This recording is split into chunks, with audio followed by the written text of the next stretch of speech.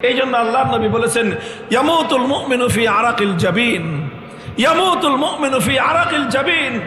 মুমিনের যখন মৃত্যু হয় তখনও তার কপাল ঘামতে থাকে। মুমিনের মৃত্যুর সময় কি করে কপাল ঘামে, কপাল ভেজা থাকে ঘামে। ইয়ামুতুল মুমিনু ফি আরাকিল জাবিন।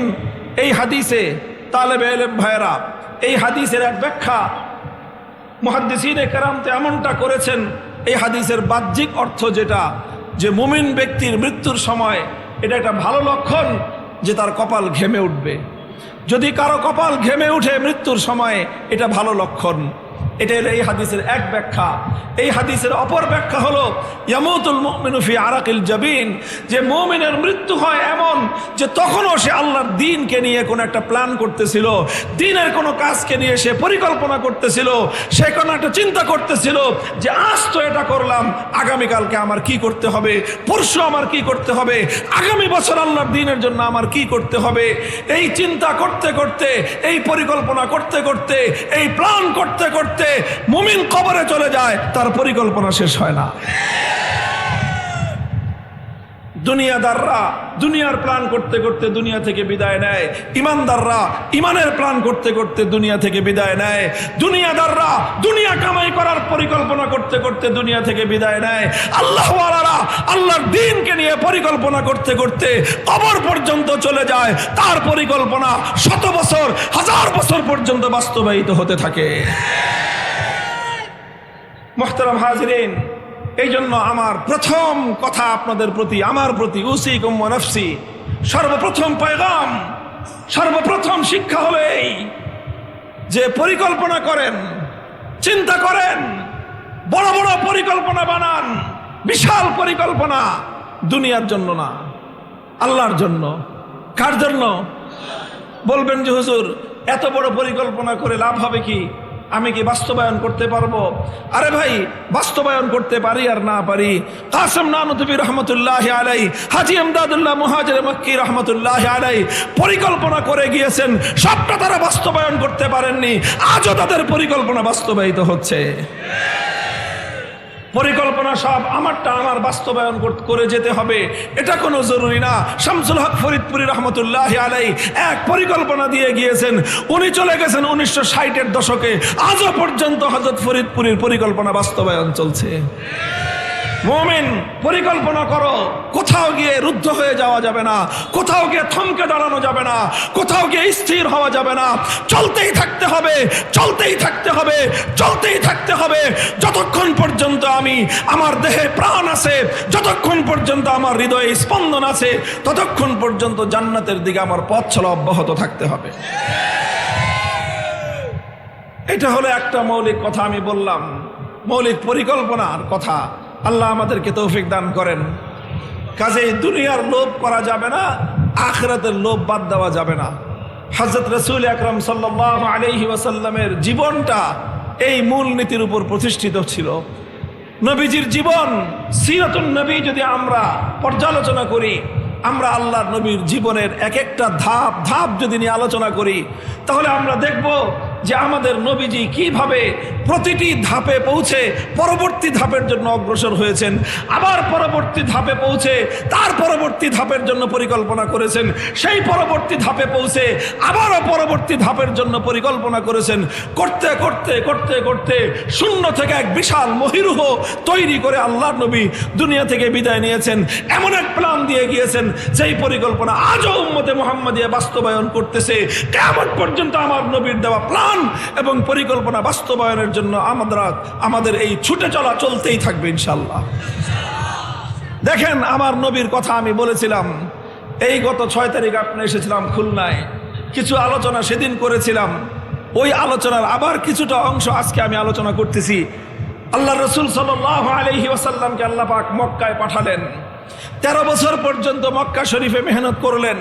কিছু মানুষ তৈরি হলো, কিছু মানুষ কালেমা পড়লো, যারা মূর্তি পূজা করত তারা এক আল্লাহর সিজদা করতে আরম্ভ করলো, যারা লাত মানাত উজ্জার সামনে মাথা নত করত তারা আল্লাহর সামনে সিজদায় অবনত হতে আরম্ভ করলো।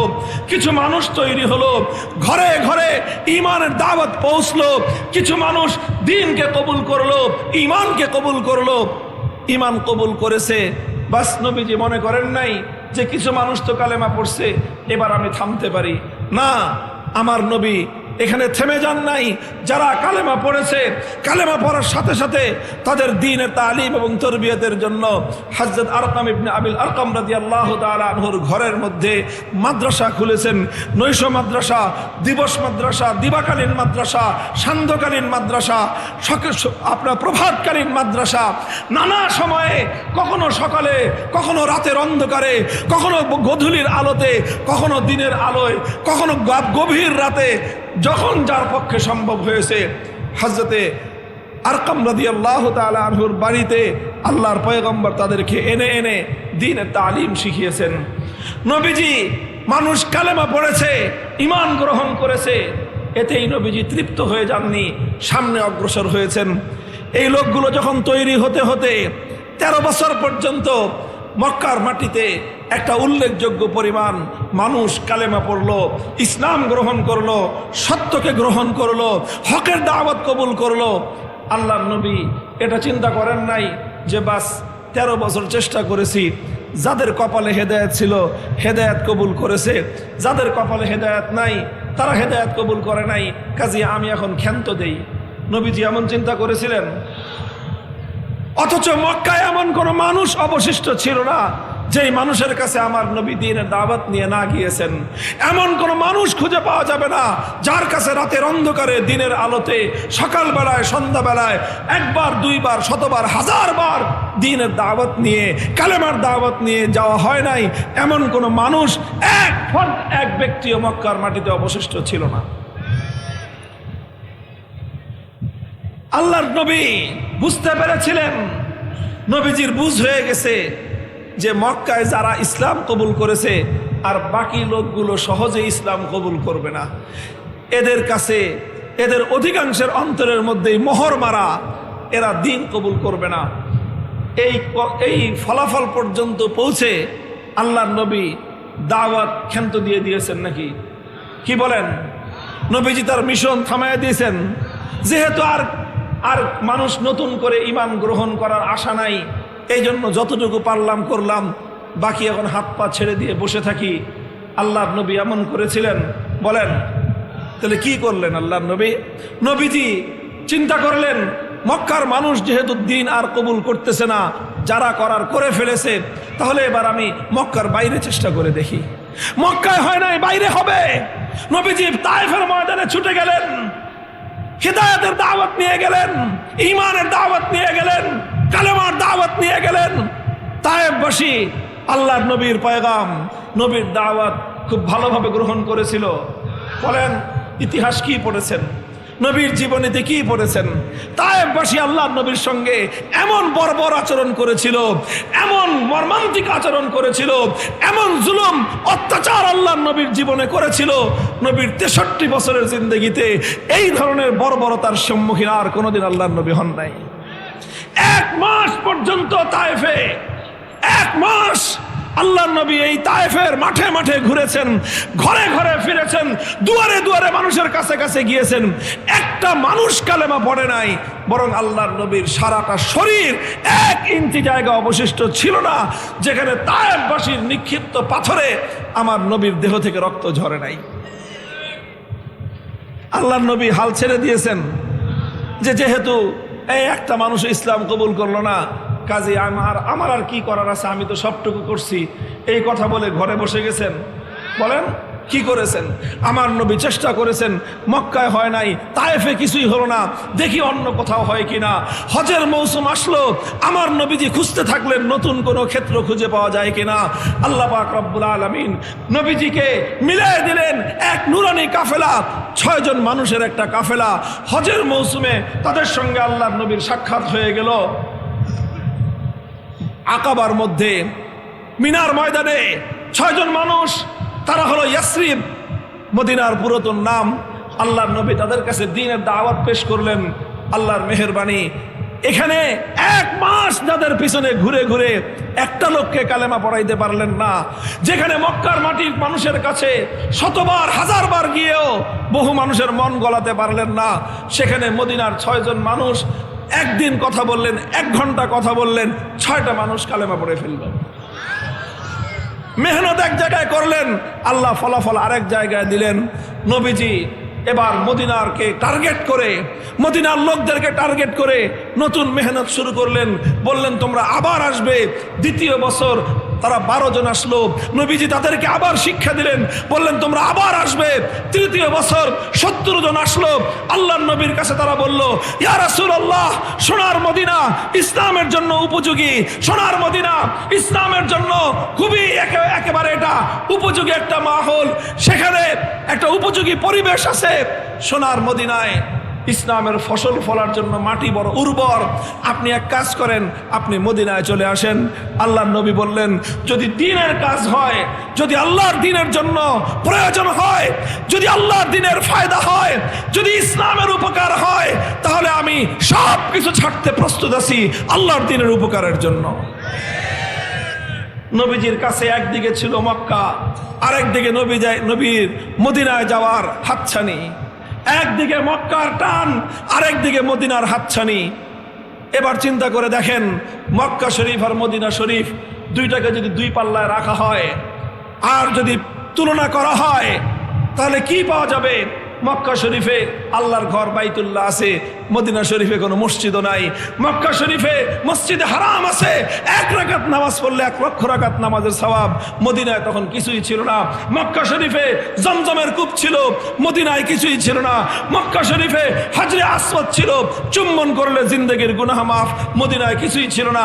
মক্কা শরীফে জমজমের কূপ ছিল, মক্কা শরীফে মাকামে ইব্রাহিম ছিল, মদিনায় তার কিছুই ছিল না। মক্কা শরীফে আল্লাহর নবীর জন্মভূমি ছিল, মক্কা শরীফে নবীর শৈশব কেটেছে, যৌবন কেটেছে, প্রৌঢ়ত্বে উপনীত হয়েছেন। 53 বছরের নিজের জীবনের অতীত স্মৃতি ছিল, মদিনায় তার কিছুই ছিল না। মক্কায় নবীজির পূর্বসূরীদের জীবন চলেছে, নিজের খানদান ছিল, নিজের বংশ ছিল, বাড়ি ছিল, ঘর ছিল, সব মক্কায় ছিল। মদিনায় কিছুই ছিল না। মক্কায় শুধু একটা জিনিস ছিল না, একটা জিনিস ছিল মদিনায়, সেটা হলো মক্কার মানুষ আল্লাহর দ্বীনের জন্য অনুকূল ছিল না, মদিনার মানুষ দ্বীনের জন্য অনুকূল ছিল।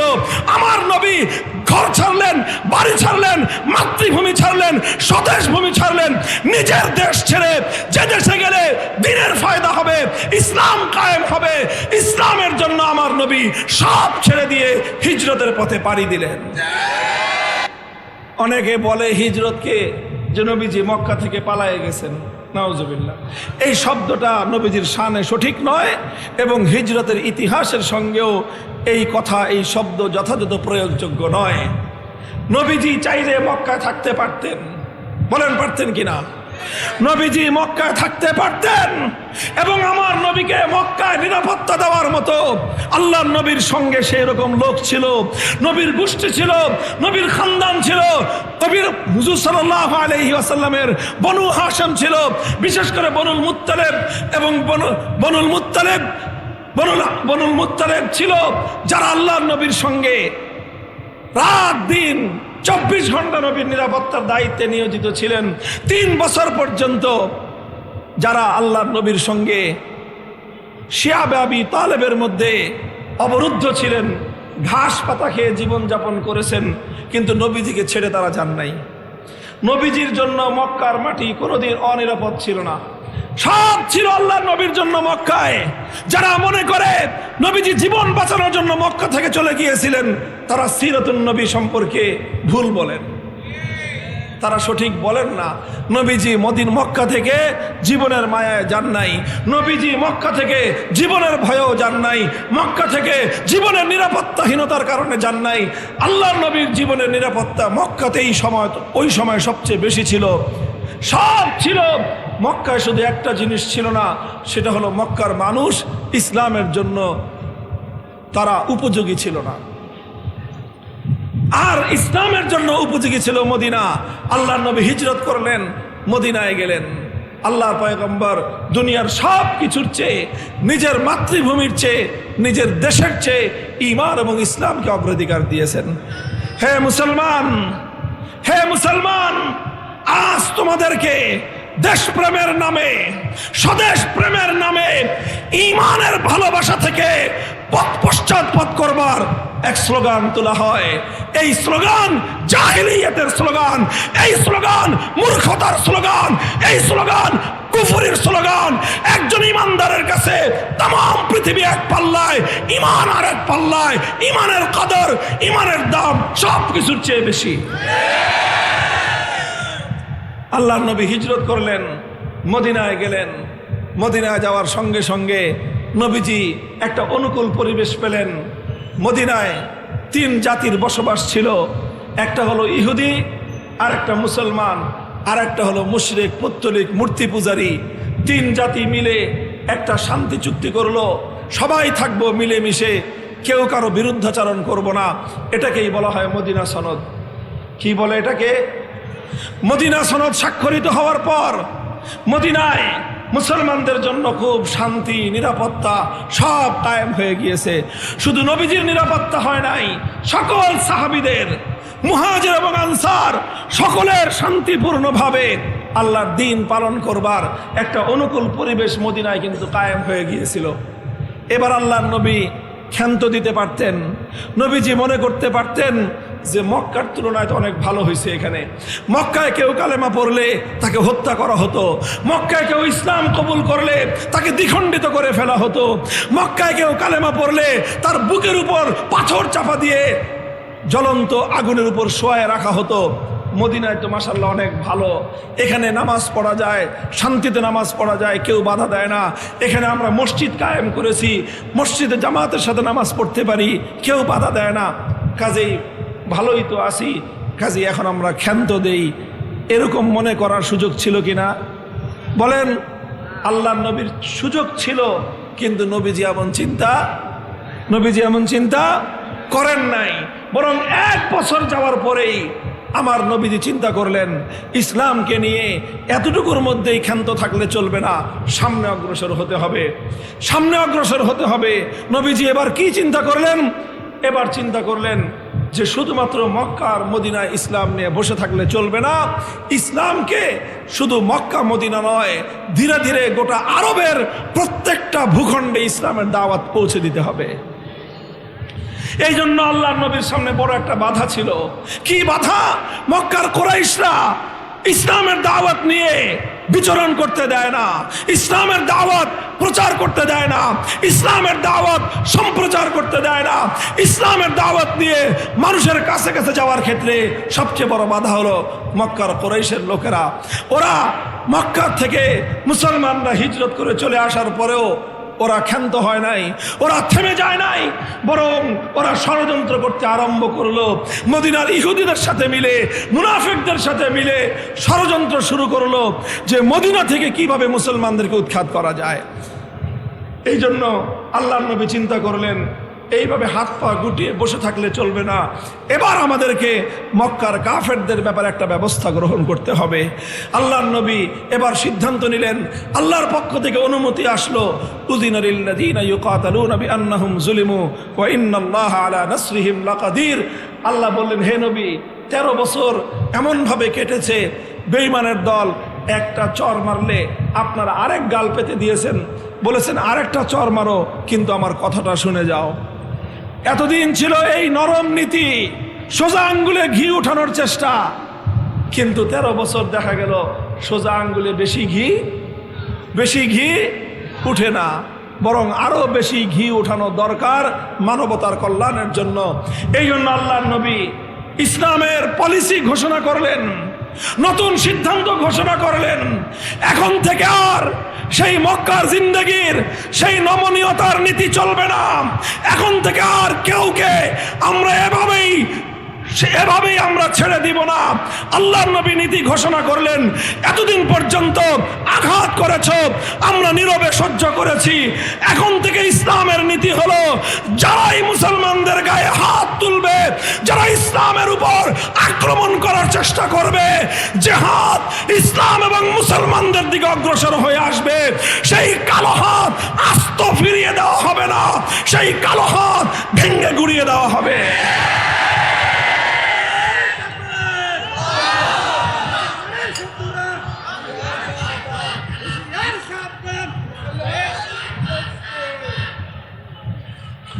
মুহতারাম হাজরিন, আল্লাহর নবী শুরু করলেন নতুন অভিযান, শুরু করলেন জিহাদ।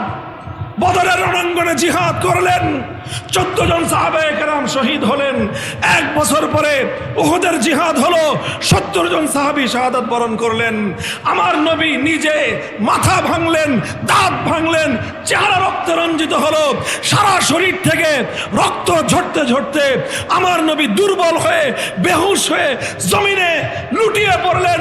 বেঈমানের দল গুজব ছড়িয়ে দিল, কুতিলা মুহাম্মদ সাল্লাল্লাহু আলাইহি ওয়াসাল্লাম শহীদ হয়ে গিয়েছে। সমস্ত সাহাবায়ে কেরামের মধ্যে হতাশা ছড়িয়ে পড়েছে।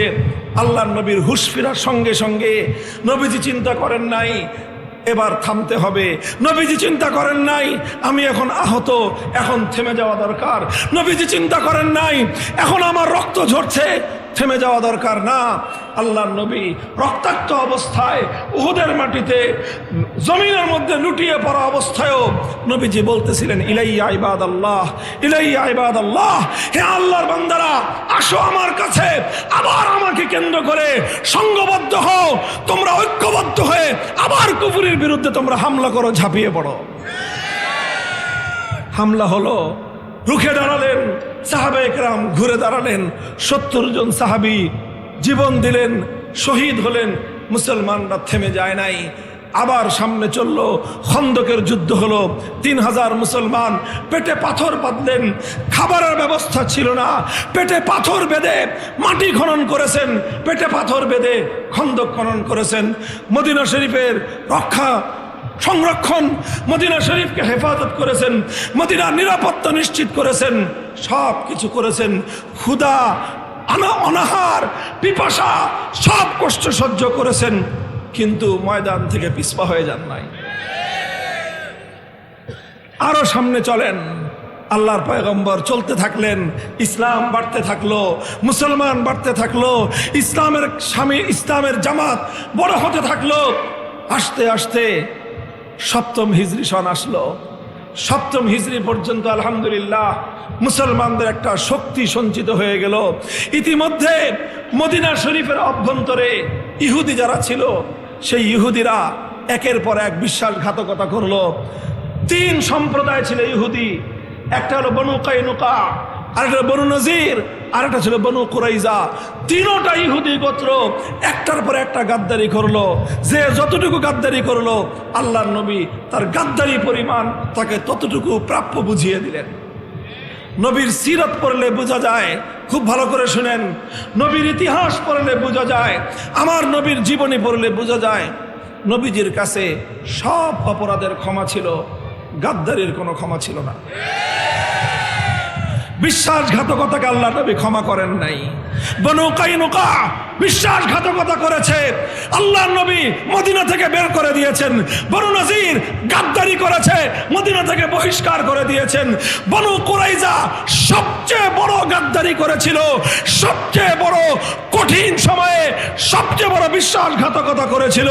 আমার নবী ইতিহাসের সবচেয়ে কঠোরতম শাস্তি দিয়েছিলেন বনু কুরাইজাকে। 800 মানুষকে মৃত্যুদণ্ড দিয়েছিলেন একসাথে। কত? 800 ইহুদিকে একসঙ্গে মৃত্যুদণ্ড কার্যকর করে সোনার মদিনাকে ষড়যন্ত্রকারী বিশ্বাসঘাতকদের থেকে সম্পূর্ণরূপে খালি করে দিয়েছেন। একটার পর একটা কাজ চলেছে। মদিনা ইসলামের জন্য সম্পূর্ণ সংরক্ষিত হয়ে গিয়েছে। এখন আর মদিনায় কোনো অমুসলিম নাই, এখন আর মদিনায় কোনো ইহুদি নাই, এখন আর মদিনায় কোনো পৌত্তলিক নাই, কোনো মূর্তি পূজারী নাই। পুরা মদিনা এক মাথা থেকে আরেক মাথা পর্যন্ত শুধুমাত্র ইবাদত হয় একমাত্র কার? এমন একটা পরিবেশ মদিনায় কায়েম হলো। আমার নবী এবার মনে করলেন যে ঠিক আছে, মদিনা তো পুরা ইসলামী রাষ্ট্র হয়ে গেছে, এবার আমি ক্ষান্ত দেই নাকি, কি বলেন? এবার ক্ষান্ত দিয়েছেন না। আল্লাহর নবী 1400 সাহাবীদেরকে নিয়ে উমরা করতে রওনা হলেন। মক্কার উপকণ্ঠে উপস্থিত হলেন। হুদাইবিয়া পর্যন্ত পৌঁছার পর মক্কার কুরাইশরা বাধা দিল, বলল আমরা আপনাকে মক্কায় ঢুকতে দিব না, যে কোনো মূল্যে আমরা মক্কায় আপনার আগমন ঠেকিয়ে দিব। নবীজি বললেন যে দেখো, আমি তোমাদের সাথে লড়াই করতে আসি নাই, যুদ্ধ করতে আসি নাই। আমি এসেছি শুধুমাত্র আল্লাহর ঘর তাওয়াফ করতে, ওমরা করতে। আমরা তাওয়াফ করে ওমরা করে আবার চলে যাব। তোমাদের সঙ্গে যুদ্ধ নাই, লড়াই নাই। লড়াই করতে হলে আবার পরে করব, এখন আমাদের যুদ্ধের সফর না। কুরাইশরা মানল না, বলল যে না, কোনোভাবেই আপনাকে আমরা মক্কায় ঢুকতে দিব না। কারণ আপনি যদি এইভাবে মক্কায় ঢুকেন, গোটা আরব দেশে সংবাদ ছড়িয়ে পড়বে যে মুহাম্মদ সাল্লাল্লাহু আলাইহি সাল্লাম মক্কা বিজয় করে নিয়েছে, কাজেই আমরা এটা হতে দিতে পারি না। নবীজি তখন একটা মন্তব্য করেছিলেন, বলেছিলেন যে আজ মক্কাবাসী এমন যে কোনো শর্ত আরোপ করবে, যেই শর্তের মধ্যে আল্লাহর ঘরের সম্মান রক্ষা পায়, সেই শর্ত মেনে নিয়েই আমি মক্কার কুরাইশের সঙ্গে আমি আজকে একটি সন্ধি চুক্তি করব। সুলহে হুদাইবিয়া হলো, হুদাইবিয়ার চুক্তি হলো। আল্লাহর নবী বাহ্যিকভাবে নতি স্বীকার করলেন, একটু নতি স্বীকার করলেন, নমনীয় হলেন। নমনীয় হলে নতি স্বীকার করে, নমনীয় হলে হয়ে কুরাইশের সঙ্গে এমন একটা চুক্তি করলেন, এমন একটা সন্ধি করলেন, যেই সন্ধির মাধ্যমে আল্লাহর নবীর রাজনৈতিক দূরদর্শিতার প্রমাণ হয়। উলামায়ে কেরাম, মাদ্রাসার তালেবে ইলম, বিশেষ করে দাওরায়ে হাদিস ফারিগিন, আমার নবীন উলামায়ে কেরাম, আমি আপনাদেরকে লক্ষ্য করে এই কথাটা বলতেছি। আবার শুনেন, সুলহে হুদাইবিয়া, হুদাইবিয়ার সন্ধি চুক্তি, এটা ছিল আমার নবীর জিন্দেগির সবচেয়ে বড় রাজনৈতিক সফলতা, সবচেয়ে বড় রাজনৈতিক দূরদৃষ্টি সম্পন্ন চুক্তির ধারা ছিল হুদাইবিয়ায়। আমার নবী রাজনৈতিক প্রজ্ঞার পরিচয় দিয়েছেন। উলামায়ে কেরাম যারা নিজেদেরকে নায়েবে নবী হিসাবে কল্পনা করেন, নায়েবে নবী হিসাবে চিন্তা করেন, মনে রাখতে হবে, নায়েবে নবী হতে হলে যেমনি ভাবে আসমানি ওহীর ইলম বক্ষে ধারণ করতে হয়, নায়েবে নবী হলে যেমনি ভাবে অন্তরে তাকওয়া এবং পরহেজগারি রাখতে হয়, নায়েবে নবী হতে গেলে যেমনি ভাবে ভালো আমলওয়ালা হতে হয়, নায়েবে নবী হতে গেলে যেমনি ভাবে ভালো ইলমওয়ালা হতে হয়, ঠিক তদ্রূপ সত্যিকার সাচ্চা কামেল নায়েবে নবী হতে গেলে রাজনৈতিক দক্ষতা, রাজনৈতিক প্রজ্ঞা সম্পন্ন নেতৃত্বের অধিকারী হতে হয়। সবাইকে রাজনীতি করতে বলি না, সবাই রাজনীতি করবে সেটা নয়, কিন্তু অবশ্যই নবুয়তের উত্তরাধিকারের মধ্যে অন্যতম গুরুত্বপূর্ণ একটা উত্তরাধিকার হলো রাজনৈতিক নেতৃত্ব। আমি এটা বুঝে শুনে শব্দটা বলতেছি। কি শব্দ? কি শব্দ? রাজনৈতিক নেতৃত্ব। মনে করেন না যে মাদ্রাসার মাহফিলে আমি রাজনীতি করব, না, আমি মাদ্রাসার মাহফিলে কোনোদিন রাজনীতির পেঁচাল পারি না। রাজনীতির পেঁচাল মানে দলীয় রাজনীতির আলাপ আমি মাদ্রাসার মাহফিলে করিও না, এবং কেউ করলে সেটা আমি পছন্দও করি না। আপনারা জানেন আমাদের রাজনৈতিক সংগঠন আছে, কিন্তু মাদ্রাসার মাহফিলে আমার রাজনৈতিক সংগঠনের স্লোগান দেওয়া নিষেধ। কেউ দিলে দল থেকে বহিষ্কার করে দেব।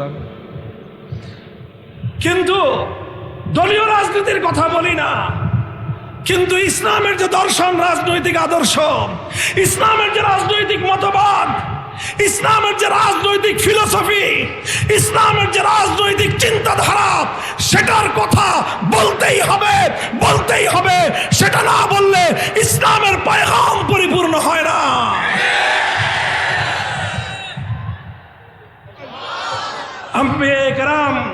আম্বিয়ায়ে কেরাম তাদের অনেকগুলো পরিচয় ছিল। আম্বিয়ায়ে কেরাম উম্মতের মুআল্লিম, উম্মতের শিক্ষক। কিন্তু শিক্ষক এটা একমাত্র পরিচয় নয়, আম্বিয়ায়ে কেরাম উম্মতের ইমাম। কথা বলেন। আম্বিয়ায়ে কেরাম যেমন মুআল্লিম ছিলেন, আম্বিয়ায়ে কেরাম উম্মতের ইমাম ছিলেন।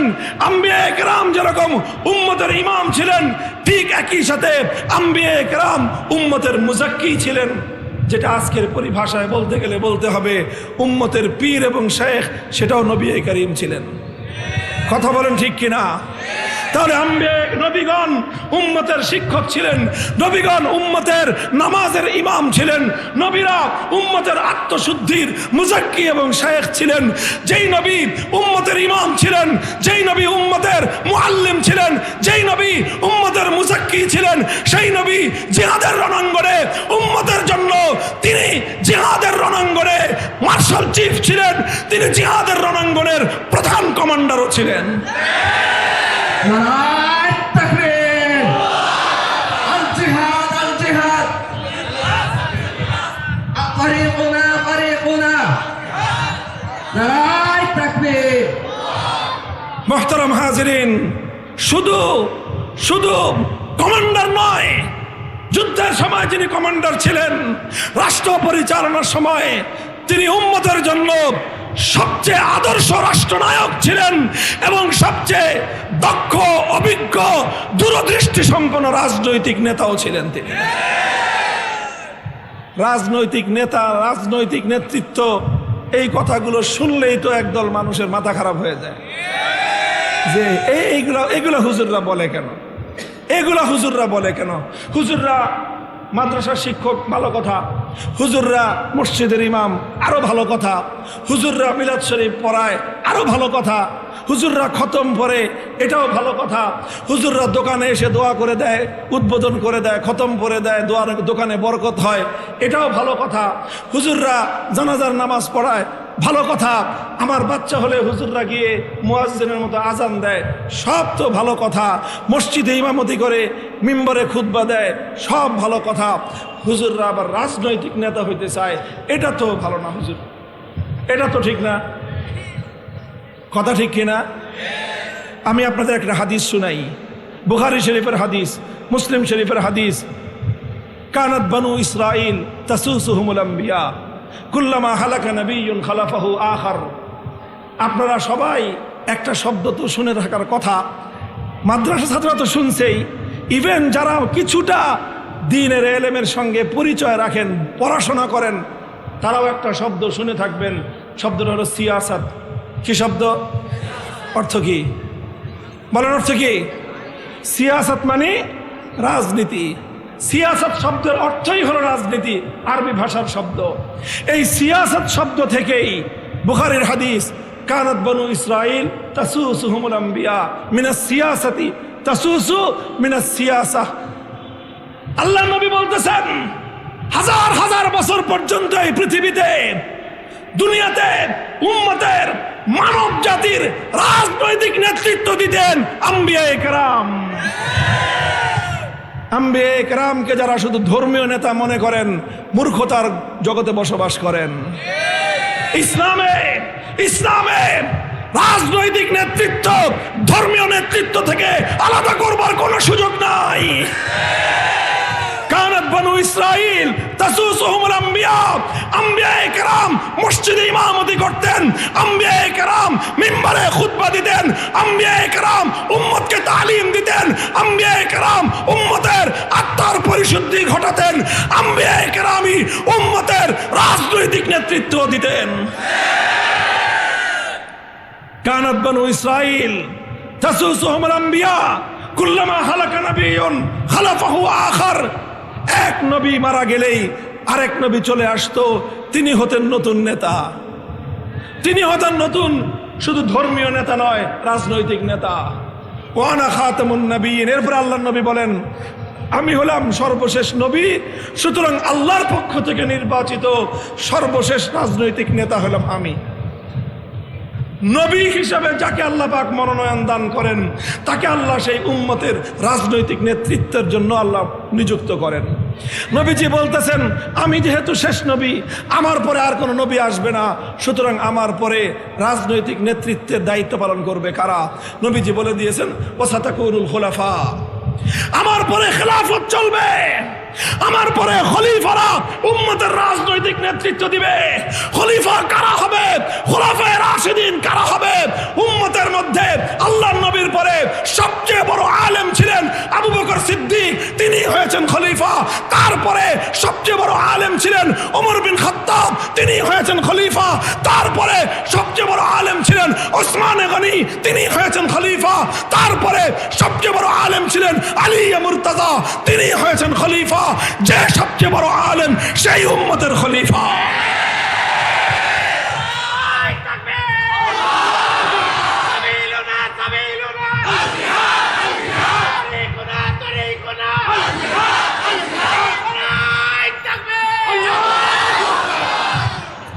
এই জন্য আমার এই কথার মূল উদ্দেশ্য হলো এই কথা বলে দেওয়া আপনাদেরকে, হে জাতি, আপনাদেরকে পয়গাম পৌঁছে দেওয়া। আম্বিয়া কেরাম নবীগণ দুনিয়াতে যা কিছু রেখে গিয়েছেন, দুনিয়াতে তারা ইলম রেখে গিয়েছেন, দুনিয়াতে তারা ইমামত রেখে গিয়েছেন, দুনিয়াতে তারা আলেমদেরকে নবীদের উত্তরাধিকারী বলে ঘোষণা দিয়েছেন। সুতরাং আলেমরা ইলমের মধ্যেও নবীদের উত্তরাধিকারী, আলেমরা ইমামতির ক্ষেত্রেও নবীদের উত্তরাধিকারী, আলেমরা তাজকিয়ার ক্ষেত্রেও নবীদের উত্তরাধিকারী। ঠিক তেমনি ভাবে রাজনৈতিক নেতৃত্বের ক্ষেত্রেও আলেমরাই নবীর উত্তরাধিকারী।